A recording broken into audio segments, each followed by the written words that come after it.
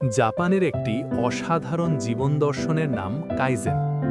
Kaizen শব্দের অর্থ হল প্রতিদিন একটু একটু করে উন্নতি। এই দর্শন বলে একদিনে বড় কিছু বদলানো সম্ভব না, কিন্তু প্রতিদিন ছোট একটি পরিবর্তন একদিন বিশাল সাফল্য এনে দেয়।